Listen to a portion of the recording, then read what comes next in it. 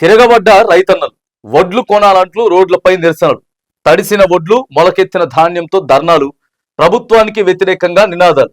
తడిసిన ధాన్యం కొనుగోలు చేయాలని డిమాండ్, కాంగ్రెస్ ఎమ్మెల్యే వెడ్మపై తిరుగుబాటు, వడ్లు ఇంకెప్పుడు కొంటారంటూ ఆగ్రహం. సడిసప్పుడు లేకుండా జారుకున్నటువంటి ఎమ్మెల్యేనట. తిరగబడ్డట్టు రైతన్నలు ఎన్ని రోజులు వెయిట్ చేస్తారు? ఇంకా ఎన్ని రోజులు ఆడబెట్టుకొని 25 రోజులు 30 రోజుల నుంచి వెళ్ళి తీసుకపోయి ఆడబెట్టుకోవాలి కాటాలు వేసే కాడ ఐకేపీ సెంటర్ల దగ్గర రావాలా. పొద్దుగాల వాటిని పొద్దా కాపాడుకోవాలి. వర్షం వస్తే వాటిని అంత ఆగమాగం ఆడ పరదాలు తెచ్చుకోవాలి, ఈడ పరదాలు తెచ్చుకోవాలి. మళ్ళా కొద్దిసేపు ఎండ వచ్చినప్పుడు తీయాలి. వీళ్ళేమో కొనరు, వీళ్ళు కొనటానికి లేటు. ప్రతి గ్రామానికి ఒకటి ఉన్నది, మండలానికి మొత్తం కలిపితే ఓ 3-4 ఉన్నాయి కొనుగోలు కేంద్రాలు. ఏమైంది? కొనేదానికి ఎందుకు నిర్లక్ష్యం?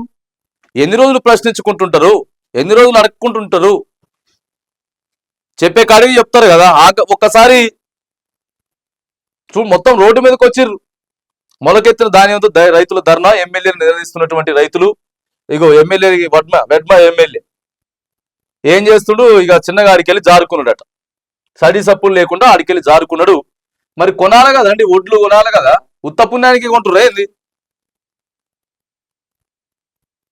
రాష్ట్రంలో ఇటీవల కురిసిన అకాల వర్షానికి వరి ధాన్యం తడిసి ముద్దైంది. ఆరుగాలం కష్టపడి పండించిన పంట నీటి పాలైంది. కొనుగోలు కేంద్రాలకు తెచ్చిన ధాన్యం తూకం వేయకపోవడంతో తడిసిపోయింది.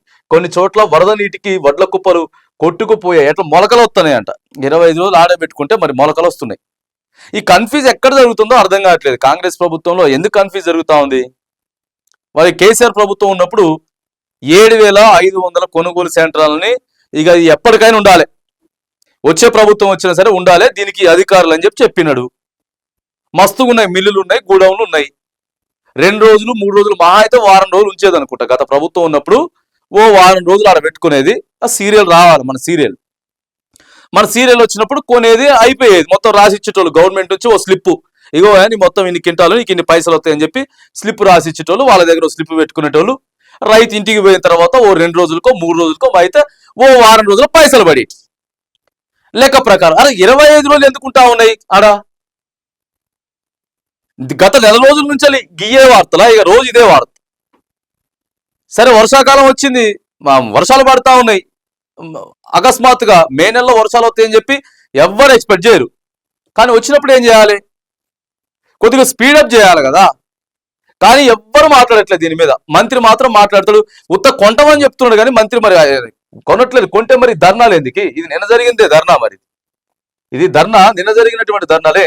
వనపర్తి జిల్లా విపనగడ్ల మండలం కల్వరాల గ్రామంలో తడిసిన ధాన్యాన్ని ప్రభుత్వం మద్దతు ధర కొనాలంటూ రోడ్డుపై రైతులు ధర్నా నిర్వహించారు. అకాల వర్షానికి కొనుగోలు కేంద్రం వద్ద వరిధాన్యం తడిచింది. తడిసిన వరిధాన్యాన్ని ఇగో ఇక్కడ ఒకటి నిజామాబాద్ జిల్లా ఆర్మూర్ నియోజకవర్గ కేంద్రంలో రైతులు ఆందోళన చేశారు. క్లాక్ టవర్ దగ్గర రైతులు రాస్తారోకో నిర్వహించారు. ఈ సందర్భంగా తడిసిన ధాన్యాన్ని ప్రభుత్వం తక్షణమే కొనుగోలు చేయాలని చెప్పి రైతులు డిమాండ్ చేశారు. ఇక్కడ నిజామాబాద్ జిల్లాని ఏడో మారుమూల ప్రాంతంలో కూడా కాదు కదా. ఇక్కడ నిజామాబాదు హైదరాబాద్ కి 100-140 కిలోమీటర్లో ఉన్నటువంటి వనపర్తి ఇట్లా ఉన్నది. ఇక ఖానాపూర్ కాంగ్రెస్ ఎమ్మెల్యే వెడ్మ బొజ్జుపై రైతులు తిరగబడ్డారు. ధాన్యం కొనుగోలు కేంద్రం దగ్గర చుట్టుముట్టిన రైతులు ధాన్యం ఇంకెప్పుడు కొంటారంటూ నిలదీశారు. దీంతో మీరు అసలు రైతులే కాదని ఎమ్మెల్యే బుకాయింపు. ఇక ఆగ్రహానికి రైతులు గురి కావడంతో చివరికి క్షమాపణలు చెప్పి ఎమ్మెల్యే అక్కడి నుంచి వెళ్ళిపోయిందంట. ఈ కథ ఉన్నది. సరే, ఒక దగ్గర ఒక సెంటర్ దగ్గర 2 సెంటర్ల దగ్గరనో ఇబ్బంది అవుతా ఉందంటే ఏమన్నా అనుకోవచ్చు. ప్రతి జిల్లా దగ్గర ఇంతేనా? రోజు తిరగబడతారు రైతులు.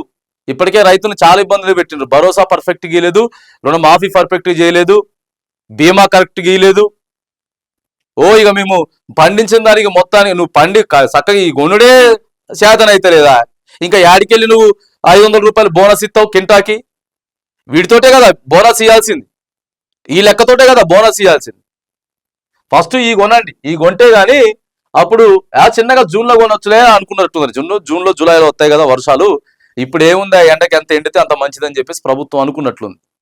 అట్లా కాదు కదా ప్రభుత్వం.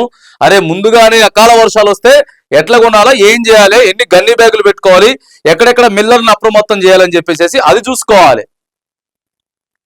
వీళ్ళు వేరే బిజీలు ఉన్నారు. అందాల పోటీలు పెట్టాలి, హైదరాబాద్ లో అందాల పోటీలు. మొన్న అన్నాడు కదా సిపిఐ నారాయణ, సిపిఐలో కీలకమైనటువంటి నాయకుడు, వీళ్ళతో పొత్తు పెట్టుకున్నటువంటి నాయకుడే. కాంగ్రెస్ ప్రభుత్వంతో కలిసి పొత్తులో భాగంగా వీళ్ళు ఎన్నికలు పోయినటువంటి వాళ్ళే కాంగ్రెస్ మంత్రులంతా కూడా సొల్లు కాచుకుంటూ తిరుగుతుర్రా అందాల బామల చుట్టూ అని చెప్పి అన్నాడు. అందాల బామల చుట్టూ సొల్లు కాచుకుంటూ తిరుగుతా ఉన్నారని చెప్పేసి గన్నాడు. అది కథ. ఇప్పటికైనా సరే ప్రభుత్వం స్పీడప్ చేయండి, అధికారులను పెంచండి, స్పీడప్ చేసి మళ్ళా ఇంకా వారం ఉన్నాయట వర్షాలు. ఎవరిని నువ్వు తక్కువ చేసి చూసినా కానీ రైతులను తక్కువ చేసి చూస్తే మాత్రానికి ఆ ప్రభుత్వానికి ఉండవు, ఇక రాజకీయ భవిష్యత్తు అనేది ఉండదు.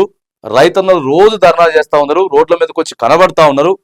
ఇప్పటికైనా సరే కళ్ళు తెరుచుకొని ఒడ్లు కొనేటటువంటి ప్రయత్నం ప్రభుత్వం చేయాలి.